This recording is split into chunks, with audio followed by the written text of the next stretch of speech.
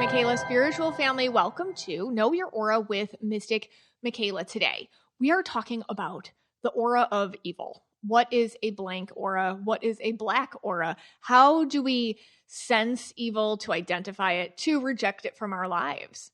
And we're going to talk about all this and more. But first, hey, Scotty. Hey, guys. Yeah, this is a fascinating topic. And it came about, you were doing your Substack. If you haven't gotten to your Substack yet. Aura Culture with Mystic Michaela. Yes.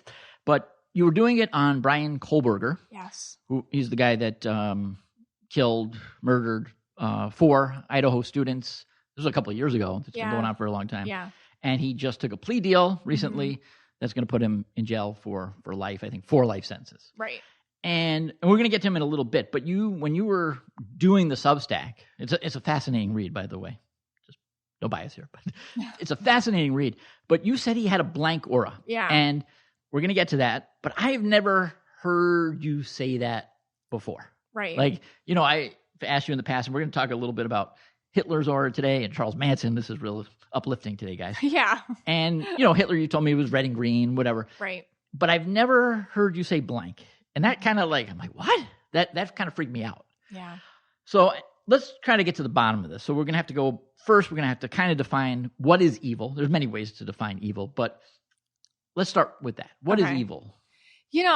And you're going to all feel this from me, so I'll just be upfront about it. I hate talking about this. Right. Because I personally am so careful to reject this kind of darkness from my work. And I think that's why the MMSF is such an uplifting place, because everybody who comes there is for the light. You know what I mean? But I think it's important, this is my intention with this, to identify it so we can reject it, if that makes sense. Yeah. But what is evil? I feel like it's just something that's like a corruption of the good. It's something that does not serve us. It does not serve humanity. It's sometimes has purpose and sometimes doesn't. So I tend to separate when I see it energetically. Does it have a reason that is, I'm not saying founded, but relatable? Or does it have no logic? And while both forms of evil are terrible and freak me out, the ones with no logic, that's rarer. And that is where I personally start really closing off my own energy to. That's where I get real freaked out talking about that kind of stuff. This is why I normally don't talk about this. Right. Yeah. So what is evil? Is there a definition? We I guess we could look at Webster or something and get the definition. Yeah, the definition is evil is the most severe condemnation in our moral vocabulary. It involves actions that cause harm, such as murder, torture, enslavement, and prolonged humiliation. Evil must be serious enough to damage its victim's capacity to function normally. By definition, evil is morally wrong, bad, and wicked. That's what I found in the encyclopedia. Interesting. Okay, so all right, we'll stick with that. Let's use that definition for this episode. Okay. All right. Yeah, there's a whole philosophical, you could go on and on. Right. All right. So I guess I'm going to just throw out some questions here. And okay. See how you answer them, I guess. All right. So let's say inherently, are people born evil? Does evil come, nature versus nurture kind of argument? Mm-hmm. Does evil just slip into someone's life at some point? Meaning, you're fine for the first 10 years of your life, but then all of a sudden at age 11, you become evil. Right. What do you have a response to that? Yeah, I never see people ask me all the time, are they born this way? Okay. I've never seen an evil baby. Right. Honestly, and this is the most controversial part of the whole thing. A lot of times when people do evil things, when I look, and this is what I do, I can't help it, I see the wound that caused it. And the wound is usually something that happened young and traumatic to them that has caused them to try to work it out through darkness instead of through light. Now, a lot of things that happen to people, they don't react in evil ways because of it. I think that is a minority. But that is what I will usually see on somebody. There's some sort of wound that happened. They can't get over it. They're stuck. They've put that, usually I see it as an aura color. They put that color away. It's shoved down there. It feels immature to me. It feels trapped. And the only way that they'll allow themselves to express it or work through it is through dark actions through evil. It's how they feel control, or it's how they distract from it, or whatever their need is to make sure that they're not feeling that pain. They'll do it, and they will do it at all costs. They do not, and then because of that, they lose any sort of connection with other humans, or other people have gone through the same thing. It's all about not feeling anything where it feels the most. Does that make sense? Yeah, that makes sense. Okay. All right, so let's take some, I guess, case examples. Okay. Now, I chose Hitler. Obviously, he's an easy one. That's easy. In today's day and age, right. There's a lot of things going on in politics in the world. And, if you're on one side, you might think these people are evil. If you're on the other side, you think they're people that are evil. Right.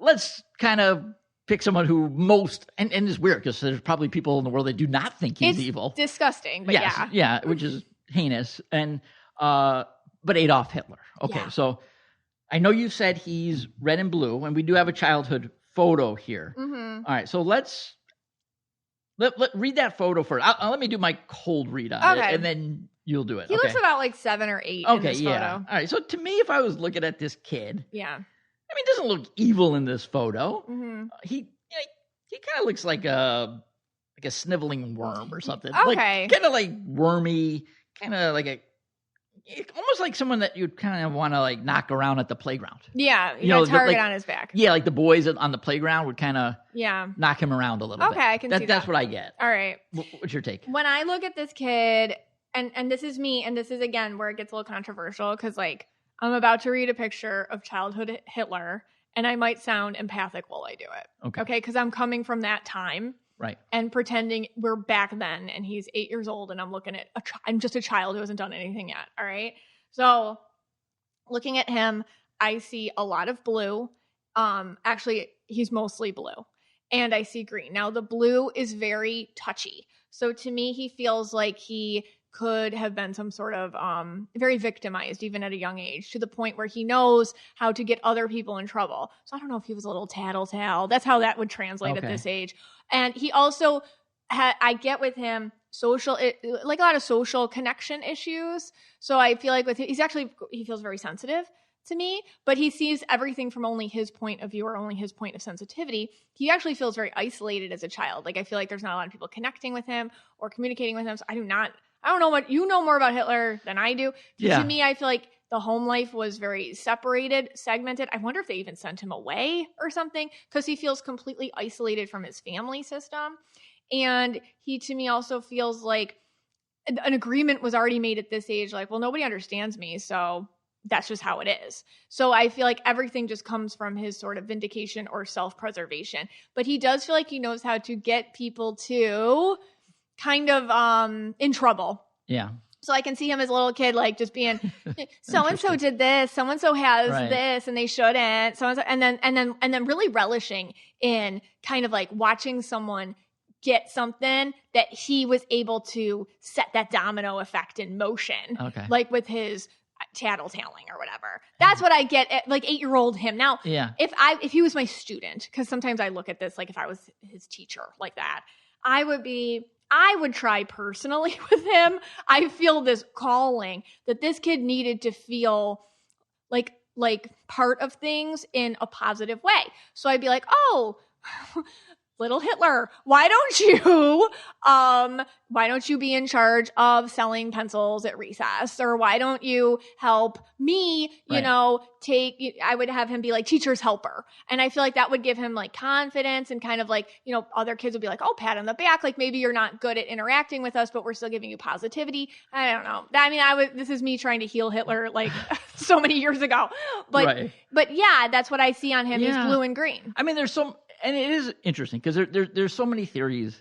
How does someone get to the point of what he did, right? 12 million people died in a Holocaust, or World War II, 6 million Jews, 6 million others that died under his watch. And how do you get to that point? And there's been so many theories throughout the years. The biggest one is that he was an artist to start off. He was big into art. He did a lot of drawings on like architecture, buildings, landscapes, and he wanted to go. I forgot what school he wanted to go. He was born in Austria, so it wasn't even German. But he wanted to go to this fancy art school, and he got rejected from the art school. Basically, people said that his work was too lacked feeling, lacked emotion. Wow. It was kind of boring. He wasn't a terrible artist. It just was not up to the standard of the school, I guess. Mm-hmm. And they actually said he should have went into architecture, where he actually had a little bit of a gift for that. And then the theory is, well, if he just would have gotten into the art school, he would have went down a whole other path. I mean, is that possible? Who knows? There's only what happened, right? So if he gets into that art school, is it a totally different ball game? Mm-hmm. I don't know. He is a fascinating person to study. Yeah. He just had a chip on his. To me, he feels like he always had a chip on his shoulder. Yeah, if you read literature about his earlier days, he always had a chip on his shoulder. He actually always wanted to be German. That's the big thing. He was born in Austria, but he always wanted to be German. He's like fanboy German. He's a fanboy German. Right. He signs up for the war. He fights in World War One. He actually does quite well in World War One. That helps him move up the ranks a little bit. But it's so fascinating. I can see him being like a pleaser like that. Yeah. The other question I have with evil, I guess this is going to get us off topic. I don't know if I should bring this up, but I once read a book about who was responsible for Hitler's Germany, the Third Reich, and Hitler. Obviously, we're going to call him evil, right? Right. The evil crept in, 100%, according to what we're saying. Here. Yeah. Okay. According to the definition, according to what you're saying. Yeah. But then he got, in essence, a whole country to partake in this evil. Yeah. And there was a famous book of that I read when I was in grad school of where does this lie? Who does the blame lie with? Yeah. Of this evil? Yeah. Does it blame with just Hitler and his top, generals and colonels? Does it blame Hitler, the top generals, and his middle managers, and going so forth? Does it go down to the actual soldiers of the Third Reich, of the Wehrmacht, of the German army? Does it go to the people of Germany? Right. And where does that blame of evil lie? To me, this is a really messed up example of victim blue gone awry. He had a chip on his shoulder, and he felt like a victim his whole life. And that, I don't really know much because I didn't study this other than the surface stuff from school. Yeah. But his platform was victim blue. His platform was, you were all persecuted, and I'll help you, like that. Yeah. And that is something that you can kind of pick in everybody. There's always something, some chip on everyone's shoulder. We all have that in us somewhere. Uh-huh. And he was able to hijack it and capitalize. I mean, that's what I see. Yeah. And in that kind of ego hijack of people's self-perceptions, evil slipped in, But did it slip into a nation? So it's messaging. It's messaging. And the question is, what level did the evil stop at? Was the average German responsible for the Holocaust? I don't know. No, that's what I'm saying. That's really stressful. No, I'm not. You don't need to answer this question. That's a real question. His historians have. Yes. Well, yeah. I forgot the name of the book. I read it in grad school, so it was years ago. And the author, yes, he gave blame to every level of every single one. The collective. Yes. The collective in Germany. That makes you really nervous about what you're participating in now, either willingly or unwillingly. Correct. I think that is the terrifying thing with that. What am I making my choices in life based off of messaging that is designed to manipulate me? And if I'm going with it, am I partaking with evil? Am I partaking with the manipulation of evil? Okay. Yeah, that's crazy. So let me ask you. Okay, so he becomes the Chancellor of Germany in 1933. Okay, more into it.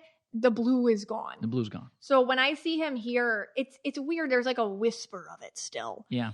Mostly green, a green, just square around the guy. And there's red too. That could be from his military time as well. Okay. Sometimes I will see, Putin has that, which is interesting. A red that shouldn't be there but isn't going anywhere. And I think a lot of that is from military training and whatnot. Anyways, but he looks red with the green and the blue. There's a whisper of it in this photo. But then when I see pictures of him further along, yes, it's just green and red. And there's just like, there's I don't even feel the blue. Like sometimes people lose the blue, but I'll feel it still kind of lingering. No, I don't feel it later. It's just really, I think it's just maybe the double down into the process of it. And almost it like suffocates any sort of connection completely with soul or humanity or anyone. So I wonder if there's like a photo like where we could finally find where I don't think we could find this, but where the total blue is gone and then he's totally that red and green. Also, is that also by the people that he surrounded himself with? Could that have happened? Because, and I know I'm going way off topic here because it's just a historian in me, I guess.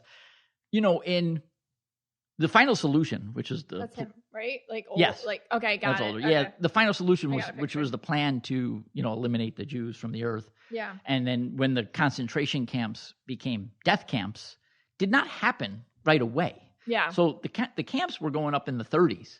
Okay. And that was just kind of a way to get people out of the space or put people that were against him. Wow. Even people of his own party, they were throwing in there. God. Jews, of course. Yeah. And all others. Gays, blacks, gypsies. Right. We're all going there. But at first it wasn't to kill them. Yeah. They were work camps. They were concentration detention camps. The Final Solution happens later on. Okay. So my question, I guess, and I know you can't, I don't think you can answer this. Maybe someone out there can.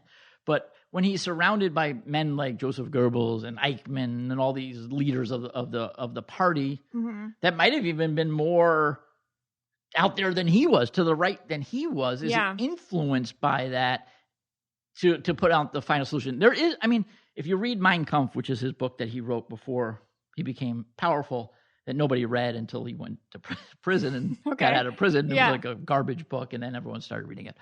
But in there, yes, he does talk about his hatred for other groups and racial superiority. There is no mention of eliminating a group from the earth. There's no mention of eliminating the Jews from, society, whatever. That kind of evolved. I don't want to give this guy a pass in any capacity. Yeah. But could he possibly have been influenced by those men around him? Oh, wow. The Eichmanns, the Goebbels, That's fascinating. I know. Because I see that happening today. It's kind of like one person's victimization of self opens doors for even actual evil people without any sort of charm to kind of come in and be like, oh, excellent, and really put in the systems That's what I'm saying. that elevate or level up this horrific vibration to happen. I got a picture of him from his later years. Yeah, that's a later year picture.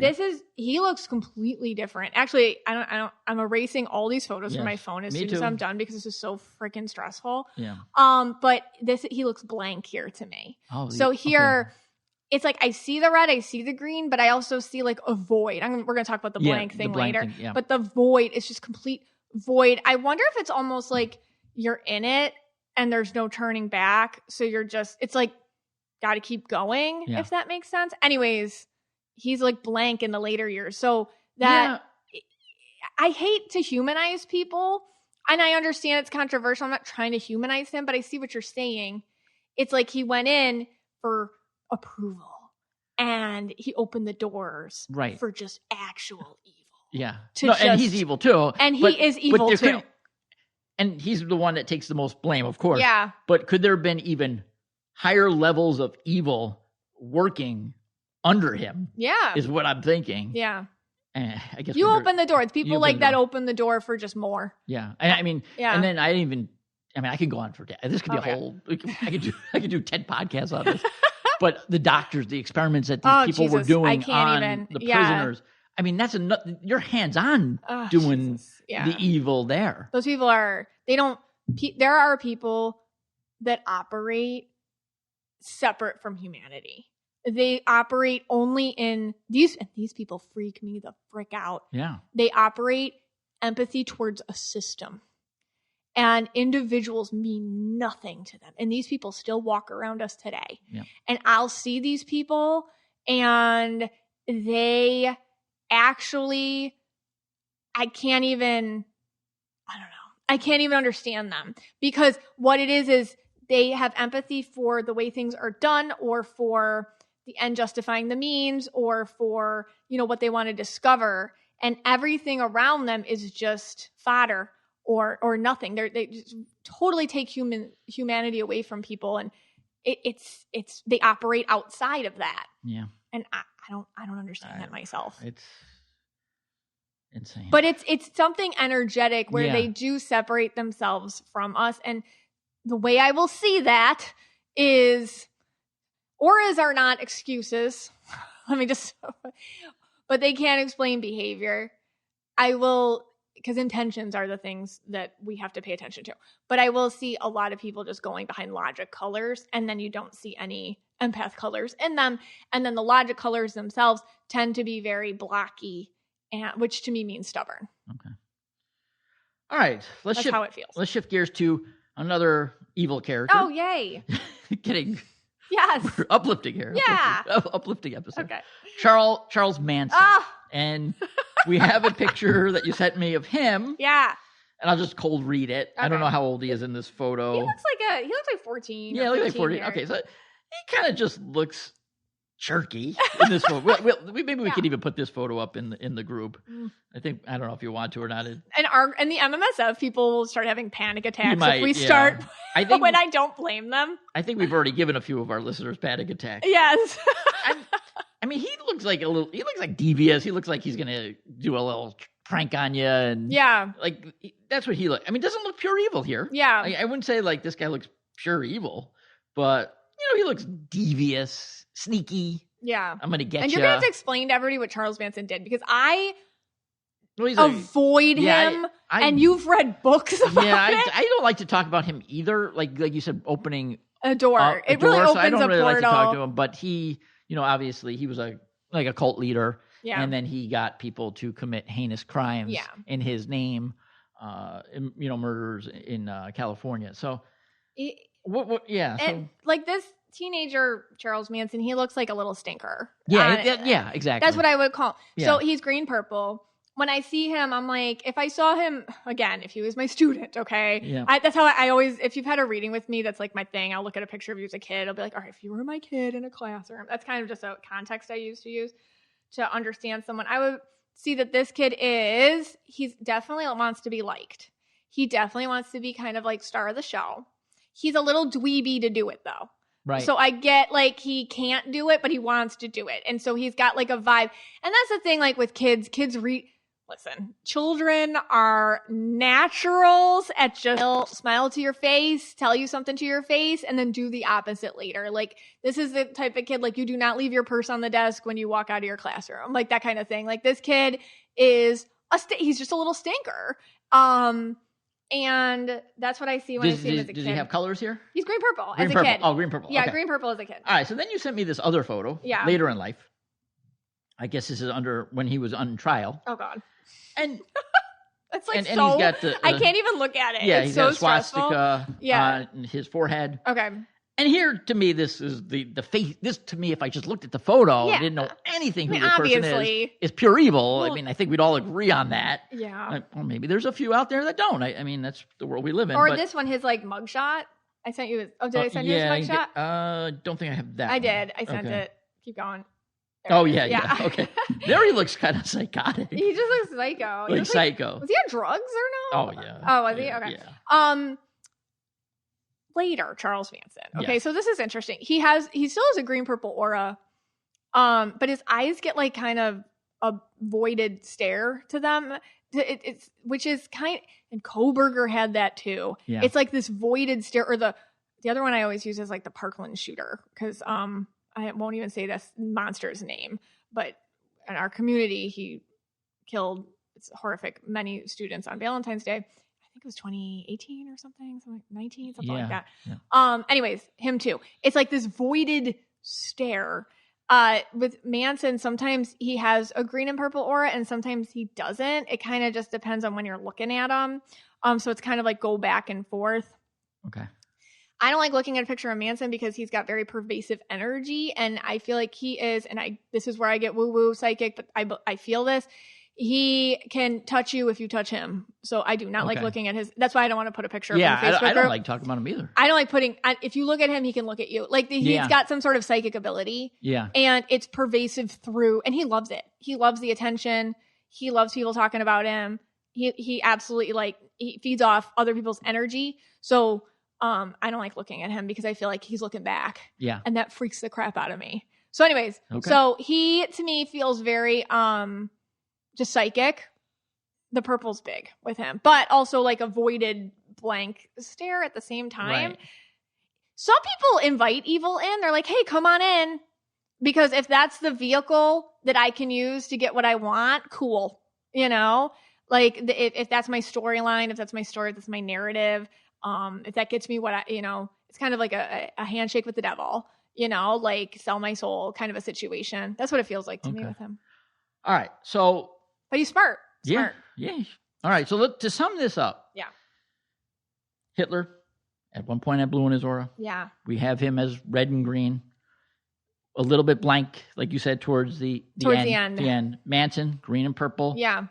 Kid, green and purple. Yeah. Afterwards, maybe a little blank here and there. Yeah. So now this is what brought this whole episode about. Yeah. The blank aura. Yes. I had never heard you say this. Yeah. All right, let's take a 2-second break, do a quick ad, and you're going to tell us about this blank aura. Well, we got a new cat. That's 3 cats in the house and makes for some tough times when family members come over who are allergic to cats. Did you know that over 100 million Americans suffer from allergies every year, and 48% of allergy sufferers have avoided social gatherings due to their allergies? That's so sad. And I'm telling you right now, because I've had cats my whole life, there are people avoiding your home if you have cats because of their cat allergies, and they're probably just too polite to say it. Well, this podcast is sponsored by Packagen. Owning a cat doesn't mean endless itching and sneezing, yet almost 20% of people suffer from cat allergies, and 3 in 4 people aren't happy with their current allergy solutions.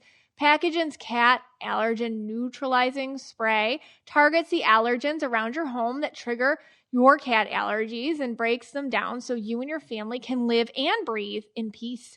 Cats groom themselves a lot, but did you know that their saliva is the main source of the allergens that trigger your cat allergies? So grooming means your clean cat is now covered in allergens to shed around your home.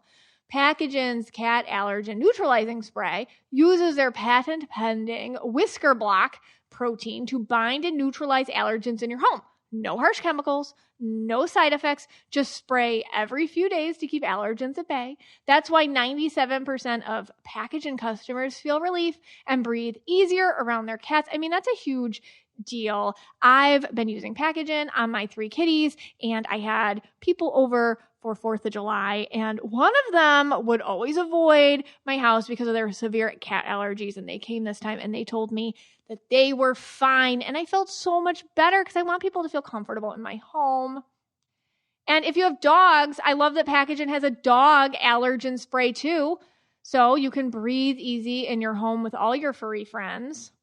Your pets aren't just pets, they're family. So get the relief you need with Packagen. Head to Packagen.com/KYA and use promo code KYA for 15% off your order plus an exclusive gift for our listeners at checkout. That's Pacgen.com/KYA for 15% off plus an exclusive gift. Make sure you use my promo code KYA. One last time, that's Packagen.com/KYA and promo code KYA. Hey, Scotty. Hey, guys. All right. So when you said this the other day, it freaked me out. Yeah. Because I never heard you say this. The blank aura. Yes. Which sounds scarier than the red. Yeah. Green, I don't like to talk about it. But it came up in my Substack because I wanted to cover Aura in the Court. I do this series on my Substack sometimes, and Bryan Kohberger was my focus. And I'm like, you know what? Let's just go in there for the intention of, what the heck, man, is this? So we can identify it and reject it. So blank is like nothing's there. It's an empty room. It's actually like a dark void.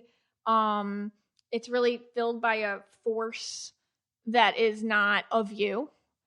I mean, I think this might be where because we're all speaking English here, and I have to like borrow words for things. I think like the word possession or something like that is something that people are like, oh, like possession. Here's the thing. I feel like that rids people of the responsibility when you say something like that. Like, oh, another force came in, so it wasn't their fault. No, because I think a lot of people open the door for this force to come in on purpose. They want it to. And it's a force that you could call it evil. You've removed yourself from humanity, from any connection to other people, and you've aligned only to the forces of destruction and hate. Like you've just removed yourself from your soul. Okay. So that's what but what it looks like to me is a blank, voided, like a vacuum. So just I know you talked about this in the Substack, and I think you gave pictures, but so you look at me, you see a red and blue around me, correct? When you looked at those photos of him, you saw no color? Yeah. Because I've never, and I talked about that on the Substack because I did like different photos. But it's funny because I don't think you can hold this for a really long time. Okay. It like comes in and comes out. So because the color does come back. Yeah, his own colors do come back. Okay. But it comes in, comes out, comes in, comes out, because I think it's like a hard thing to hold. Okay. And so. Well, even like you said with the Hitler photo, that was the first time you saw the void, but then and all the other photos you saw the red green. Yeah, it's a hard thing to hold. It's a hard, even in the Parkland shooter. Like I noticed that now when because he didn't get the death penalty. I don't know if you ever followed it. So he's still around. So every once in a while on the local news, they're like, and here he is. And I don't see the blank anymore. And I'm not giving this kid a pass at all. No. Just so you all know, like we are not giving these people passes. I'm just trying to like how we understand them. But the blank was there like right after, and the pictures they took right after, and him right after. But and same thing with Kohberger. It's like when he was arrested, sometimes in court, like, but then other times I see his actual colors, which are green. So, I mean, I'm only asking because I'm fascinating, and I don't know if there's any interest to this. I'm assuming the listeners at home also have like 100 questions. But, like, does it freak you? Is it like a freak out feeling you get? Because now, like you said, you see the red and blue around me, right? You see color around people all your time, and then all of a sudden someone walks by and there's no color. Yeah, it doesn't happen often to me. These people are definitely rarities. Does it freak you out? No, yes, but here's the thing. These people are very rare. Yeah. And it doesn't happen a lot. It happened the other day at Whole Foods. You saw a person in Whole Foods? Yeah, when you were with me. I didn't say anything to you because I get really, I think I do the fawn response or something around it. I get very paralyzed and very stressed out. Yeah. And this happened. We were sitting and eating with the kids. Okay. And I don't know if you remember that guy was walking back and forth and back and forth. Yes. I was very uncomfortable. Yes. And my response is like to get invisible so that I'm not noticed. But he had a blank aura. Like there was just nothing there. So you saw nothing. And 100%, because this has happened to me one too many times, that I know I'm right, like not to sound like arrogant. This happened to me on the plane the other day. Okay. Like when we were traveling, I was the last one to get on the plane.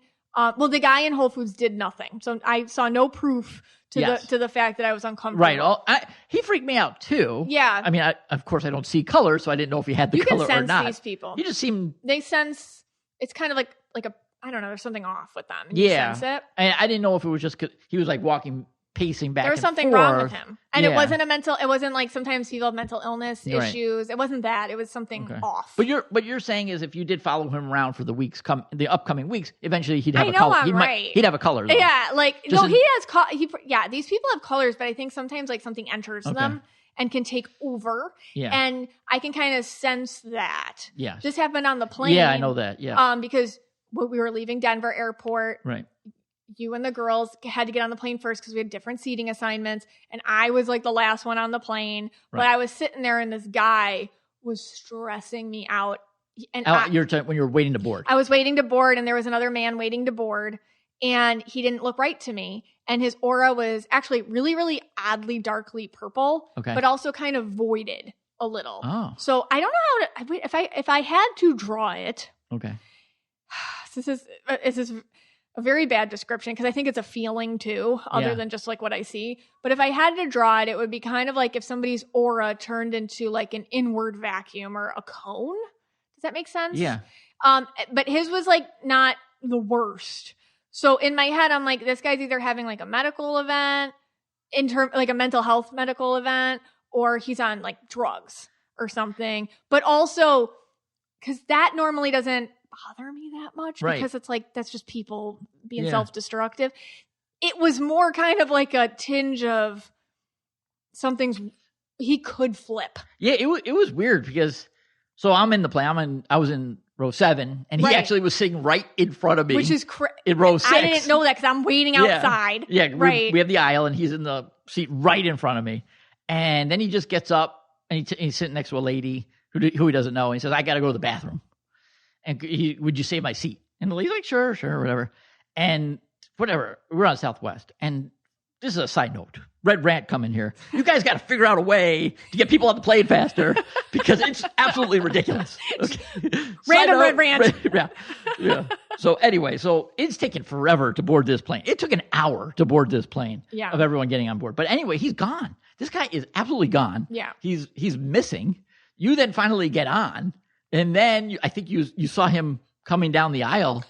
So I finally get in, and I'm like, you and the lady in front of you and her wife, you guys are all like, where'd he go? Yeah, we were like, and everyone's like, hey, can I take that seat? Because it's an aisle seat in row 7 on Southwest, and we're in C boarding now. Yeah, and everyone's like, can I have the seat? And the 2 ladies are like, no, he's in the bathroom. Sorry, I don't know. He said he was in the bathroom. So it's getting like awkward for them. They don't even know him. Yeah, and I'm like, what's going on? All of a sudden, there he is. And I'm like, that's Scott. That's the guy. I'm like, that's the guy. Because you guys had saved me a seat. Yeah. I'm like, that's the guy who, and you had no idea of my own issues outside with him. Yeah. I'm like, oh my God, he's crazy. Holy crap. Of course he's sitting right next to me. Oh my God. I recognized him. There's something wrong with Scott. Yeah. There's something wrong with him. Well, apparently you weren't the only psychic because the stewardess said. Flight attendant. Oh, sorry. Flight attendant. I apologize. Flight attendants are definitely great they're oral readers. All right, yes, because there was a manager type person that came up to him and said, "You can't." The flight attendant has said you cannot go on this flight. Like, hey man, get your stuff. You're getting off this flight. Off this flight, and he was pretty calm about it. Actually, he was. He was. He was like, I was surprised. He's a bigger dude. He was a big guy. He was huge. Yeah. And then they took him right off the plane. I'm surprised he went without a. Yeah. But. That was a really long detour into the blank aura thing. Yeah. Which to me is, I'll see it on people and it's not often, but when I see it, it stresses me out and it makes me want to go invisible and it makes me stressed out. I think like some people hold it and let it go. But when you have it, other things can slip in and those things could be actions of evil. Does that make sense? Yes. Okay. Yeah. But it's just, but he, What? No, it's, this happens to you all the time. Yeah, but it's not drugs. It's not mental. It's not like, I'm not blaming segments of society. It's not that. Like, because mental illness isn't it. Okay. And it's not the drugs. It's like something else, something spiritual can find little pockets to come in and use you. All right. Well, what about this one? I know we're maybe getting a little off topic, but there's another example here. It just happened today. Oh, yeah. So we got out of the gym. I'm like, fine. Like, so we did our workout. This is why I don't go out. Yeah, we did our workout. And of course, right after our workout, what do? Go get bagels and cream cheese. That's what that's what we do. After you work out, you better get some bagels and schmear. We just did this intense workout and hit the bagel store, get my coffee. Yeah, gotta get those calories back. We go to the bagel store and there's a family in front of us, family of 4, wife, 2 kids, and this guy. Ugh. Now, here's the thing. I saw the guy, and I just got the feeling like this guy's a, you know what, and a blank. Like he's a jerk. Right. This guy's just a jerk. I don't know what it is. I just, this guy's a jerk. Mm-hmm. But you kind of crept into a little ball. Yeah. And we're standing the corner of the restaurant. Yeah. Trying to I saw you try to go, what do you call it? Blank. Invisible. Invisible, you call it. Disappear. It's a very small little store. So now there's different levels of evil. I don't know if this guy was evil or not, but what would you say? What were you picking up? He was just a jerk. With his aura. Yeah. That gave you that. Well, That is totally different. This Okay. guy was just a jerk. Okay, so Yeah. I saw it as he's a jerk. You Like- saw it in aura. Right, but he had full control over his The family. colors, meaning like his Oh, energy. okay. Like there was no pockets of evil slipping in. Okay. To me, like him, he's just like a jerk. What was it? Did you pick up his colors? Yeah, he was green purple with inauthentic blue. Okay. And I just felt, I think because I'm a woman too, like I can tell when somebody doesn't like women. It's very easy Yeah. for me to tell that. Yeah. So it's like, oh, and sometimes I really do try to keep my nose out of people's business. I really do. But if your Right. energy's pervasive, I can't help it. Right. So I'm immediately like, oh my God, he's abusive. I don't know if this is true. Yeah. Okay, so this is like crazy allegations, but you don't know who I'm talking about, so I'll just say it. Right. Like this guy's emotionally abusive. He's nasty to his wife. He's mean to his children, and he thinks he's the greatest gift, I'm raising this family, and like he's seen as some sort of god. Yeah. And I feel like he's misogynistic and he's just an ass. And so I was like, how I react to that is, again, physically, I get just very stressed out. And I just don't want him to notice me, because usually when I feel people like this, it's almost kind of like a heads up they're going to confront me or I'm going to have an issue somehow with them. Yeah. And I don't do anything, people. I am the most invisible person. But I'm standing there and he points at me. Yeah. And he points at me, and then he's like, and then he doesn't even talk to me. I guess I'm in front of like the creamer or something. Yeah. And he points at me and then moves and goes like this with his hand, like kind of away. He doesn't even talk, like, excuse me, please. Yeah. May I get the creamer? He just points and he just brushes his hand to the side in a motion for me to leave now. Right.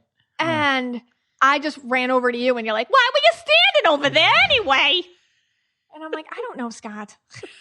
Well, I was standing like right. But I heard him talking nasty to his kids. Yeah, he was. He was talking real mean to his kids and wife. I just felt bad for the family, because I was like, the wife looked, she looked beaten down. Oh, the yeah. kids are getting constantly yelled at for things. I'm like, oh. Yeah, it was just. I mean, imagine having to live with that guy. But that's not evil. That's just like a jerk. that's just a jerk. Yeah. But you see it more. You get it more of the feeling of it. I think a lot of us, and well, not our listeners, Mr. Michaela's family, they see it kind of like you do. I feel like the people like me who are the Red Blues. Yeah. I just kind of, you seem like a jerk. I don't know why. why. People like us listening, we've seen that a gazillion times out there. Right. And like, and hopefully listening to this podcast has given you some sort of like validation that like, you're not making it up. Yeah. And I guess I just think he's a jerk, whatever. I'm going to do I don't go out. I do what I'm doing. But that is different than like the evil stuff that we're talking about, or pockets of evil, or the blank aura. That's different. Okay. So, all right, let's get back on track now. Okay. Back on track. What about what's the difference between the blank aura, which you've seen a couple times, and the black aura, which I know you've only seen once or twice? It's kind of the same thing in a way, I guess. Well, the black, I've only seen a black aura once, and it was I've told this story before. Somebody came for a reading, and she gave me a picture of her boyfriend, and I was like, I'm not reading that. And it was just black around him. He was in jail for murder, so he happened to be there. Having said that, there's a lot of people in jail, and they do not have black auras at all. Right, and like I said, we mentioned people like Manson, Hitler, never said black. Yeah. You would think that's a black aura. Yeah.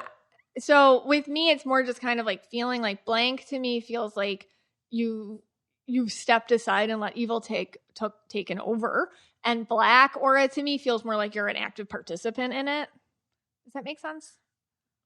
Okay. Yeah, like, I don't know. And I don't, it's hard to explain. That's a hard one to explain. I'm just going to say it's kind of like the same thing. But to me, blank means more evil than like a black aura. But I've only seen a black aura once. So, oh, really? Okay. Yeah. So blank People always ask me that. Yeah, I know. That's like the number. Every podcast I go on, have you ever seen a black aura? Yeah. It's like, it doesn't really work that way. Right. And there's always the joke you hear, like, my aura must be black. Is my aura black? Is my aura gray? Yeah. Or that one, it was a funny one time. We were on a radio show. They were like, that guy's aura is brown, like poo or something. Right? I think it was Mac in the morning. He said, like, my intern or whatever it was, his assistant, his aura is brown. Like poo. It's like really funny. We were just laughing. That's like the joke, but I've only seen that once, and he just felt more kind of like okay with it sticking around, whereas I feel people with more of the blank aura, it's crept up on them and gotten out of control, maybe. Yeah. Like that made me more out of control. What about this? So let's go back to the evil. Okay. And evil without reason. Yeah. Okay, and I'll just give this example. We're not going to get into this guy right now, but the guy who shot the CEO of United Health. Oh, Luigi Mangione. Right. And he committed murder. Yeah. Point blank murder. If we Yeah. take our definition of evil, he fits that to a T. Right. But yet, society, I guess, I mean, I'm sure some people do. I think it's evil, but are give him a pass. Yeah. Even though he killed someone and it is the definition of evil. Yeah. But we give him a pass. Right, because the corporation the guy represented could also be considered evil as well. Right. Yeah. Sure. And the guy that right. was killed, I hate to say he's dead, so I hate to say it, but he could be. He could be, allegedly. Yeah. A little alleged or whatever. Oh, but yeah. It's hard to say. But this guy went down without reason to it. Relatable reason. Yeah. What's your take on that? I think so, and it's kind of how I see it in the aura. Yeah. Like when I was talking about like trauma people have, and then they just kind of act with the trauma in mind, and you can kind of follow it back to that. You're like, okay, well, he has he's abusive towards women because of his relationship with his mother or something like that. Like there's some sort of walk back to where we're all like, oh, or, well, he walked in on his wife cheating with the neighbor. So, right. He lost and killed everybody. And so we're like, oh, okay. Like that's bad. You can't do that, but makes sense. Like when it's a relatable reason, not one that we agree with, but one that's like, I guess, logical, it can feel different than when somebody just goes and kills 4 people in the night. You know what I mean? Right. While they're sleeping. Right. It can feel, or just takes a gun and goes into a school and just does a massacre. Like it can feel different or something because we're like, what the heck was that reason? Right. And I think that's just like how society, but I will say that it looks different in auras. Okay. Too. So when somebody has a quote reason, and I'm not saying reasons are good, I'm just saying whatever the reason is and it's understandable for in our filter of societal understanding, which can change generation to generation, by the way. I feel like, well, in the auras, usually I still see aura, if that makes sense. But then in the ones that were like, oh my God, like that made no flipping sense, then I don't always see aura. That's when I see the blank. So even Charles Manson, okay, just going back to him, like he's blank in a lot of these photos, but I also feel like he still has that aura because he still has reason. Like he wants to be seen as some sort of guru or something, or some sort of role model in that world or that arena, or notorious or infamous. Yeah. So I feel like there's reason there. Does that make sense or not really? Yeah, no, it does. Okay, because sometimes I don't know if I'm making sense or not. It's kind of like evil with reason. Right. We tend to look at differently than evil without reason, even though it's still evil. But it does show up in the aura. So I think there's a correlation we pick up on. They're still connected to humanity in some way when they have a quote reason versus when they don't. And then you kind of want to I feel like the whole society wants to kick them out of society when they seem to be disconnected from reason that's reasonable to society. And then all of a sudden, what a monster. And we kind of push them aside. We don't want them part of us, if that makes sense. Yeah, even more. That totally makes sense. So how do we not invite this into our lives? This is why I don't like talking about it. And if you found this entire episode uncomfortable, good, because that means that you're rejecting this type of lower vibrational energy. It's not something that you feel comfortable around. And that's actually a really good thing. That's your soul's need to kind of push it out the door. A lot of people around this kind of stuff can feel nauseous or sick or stressed out. So how do we not invite it into our lives? This stuff is real, these forces of darkness, what is it? Light can't exist without the darkness, right? So the darkness is around us and it does exist. And I think it's important that we notice it because ignoring it loves to fester when it's ignored. So it definitely can grow in that way. But I feel like it's just rejecting it. I see it and I reject it. So when you feel these things, it's like taking into yourself some sort of, okay, I'm going to focus on the good. I'm going to focus on I'm going to overcome it with good instead of feeding fear. My big thing is if you're paying attention to something and all you're contributing to it is more fear and stress, that's not great. Don't do that. But if you're paying attention to something and you're saying, oh, well, this is how I could make it better, or this is what I could learn from it, or this has prompted me to reach out to somebody who might need help or something, then it's okay. Like, what is it? Just kind of like don't go into the rabbit holes without a plan. Okay. You know, I think that that's a big thing. Like my plan for this episode was, because this is a rabbit hole of the aura of evil, but what's my intention for it? My intention is that you're not making it up. You're not crazy. You know, it feels really sick and nauseous to be around. And when this happens, it's like we have to lay around the good. So I notice in my own life, if I'm around things that are too dark, I can get sick. I can start having kind of like what feels like bad luck constantly happen. Just like weird inconveniences in my life can pile up. So when I do that, I immediately have to shift the vibration. I listen to my spiritual music. I only watch positive television shows. I read my spiritual books. You know, I keep it positive. Yeah. I mean, Florence Scovel Shinn has this quote that I really like. Resist not evil, be not overcome of evil, but overcome evil with good. So just pile on the good, you know, just good. And that's how you don't invite it in. Okay. All right. Or join the Mystic Michaela spiritual family. Yes. Source of light. Best place on the internet. I think that what separates us from a lot of other groups is that we're very positive over there, you know, and we're very big with the light and light working and self-improvement.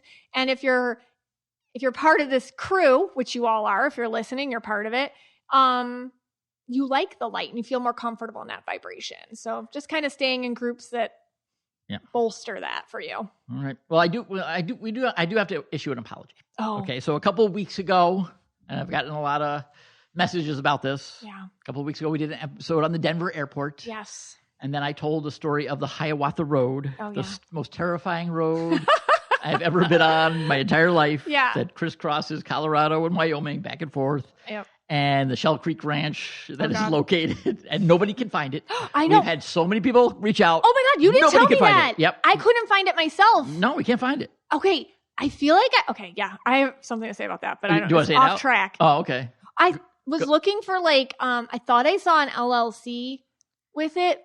No, people found that one. Yeah. But that's not it. Oh, that's a different Shell Creek Ranch. Okay. See nobody can find nobody can find it, the right? Hiawatha Road one. What is that? And we actually had a listener, Ruby. Yeah. Hopefully she's listening right now. She was on the Hiawatha Road. I couldn't believe we had a listener. She lived in the area. She lived in Craig. Oh. And then from Craig, she used to go when she lived there, like Craig, Hayden's another town around there. Okay. And I think she said she was on the Hiawatha Road. And she also said it was terrifying. Oh, did she see the ranch? I don't know. She emailed me. So was that like a fever dream? I swear. I don't know. Because I never saw it. I mean, I saw the signs. I never saw the actual ranch. But anyway. Anyway, sorry. So we did just kind of end it on that. And, you know, some people are saying, oh my God, I had nightmares, you know. Sorry. Like we just left it. And that's how we ended. And I understand that because we've been watching Squid Game season 3. God, you guys. Like, I like the first season, dark. But this is like, I don't know what sick mind came up with season 3 of Squid Games. I don't know if you're watching it on Netflix or whatever. The whole series. It is so disturbing. I would never watch this if it weren't for you. And it's like, after we watch Squid Games, you can't go to bed after that. It's like, so I understand, like you listen to the podcast, we had us like dying on this road and then we just cut it off. So I apologize. Yeah. We always watch like House Hunters after. You have to watch House Hunters. At least one episode of House Hunters. Something just sometimes 2 because right. It's such a disturbing show, the Squid Game 3. But anyway, so I did want to leave it on a more positive light. Okay. It's a more positive vibe, I guess. So we don't want to leave them that way. So how? I don't. It's a great question. Oh, I'm thinking of getting a inflatable paddleboard. Yes. Do you know? Does anyone know anything about? Is that worth getting that? Because I can't get a regular paddleboard in my car. Yeah. Right? Because they're big. We can't handle tying that to the roof, guys. I'm not We're not green. doing that. I don't have like some system. We don't know. It'll fly off and hit somebody. Right. Final destination style. If I put a paddleboard to my car. No. someone is going to, We know our limits. Yeah, that's flying off somewhere on the 95 in Florida somewhere. Like everything else flies off people's car on the 95. If you have ever driven on the 95 in Florida, you've probably seen something in the road the size of a couch. For sure. Yeah. But so, maybe an inflatable paddleboard. You have this thought that you're like, conspiracy theory.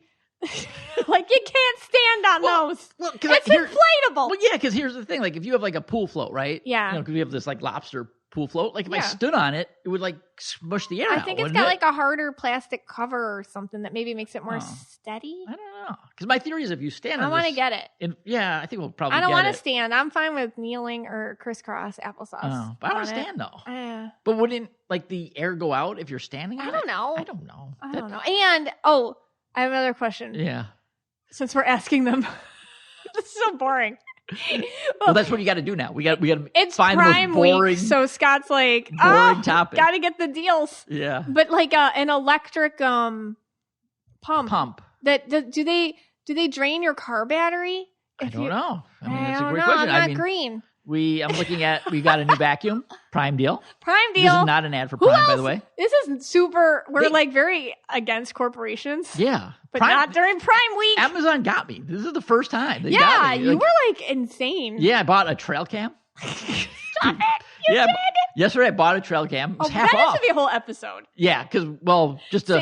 Save it. We are going to be hunting for Bigfoot. Okay. Not like for the podcast, but me and Abby are going Bigfoot hunting. I want to hunt for Bigfoot for the podcast. I really have always wanted to do that for the Halloween special. We're going to Helen, Georgia again, and this one we're going to set up trail camps to see if we can find Bigfoot because he's big in Helen. Bigfoot is huge in Helen. What if we find? I was looking on Bigfoot has like the Bigfoot people have their own website. They're very serious about it. They're very serious, and a lot of sightings in the county that we're going to.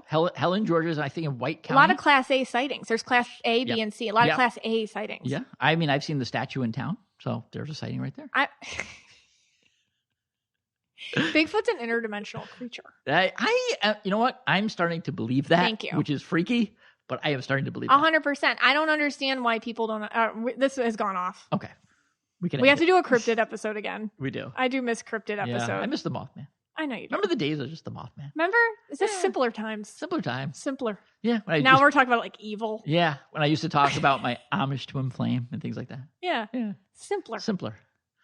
Well, this podcast is for you and about you, and we're so glad you spent some time with us today.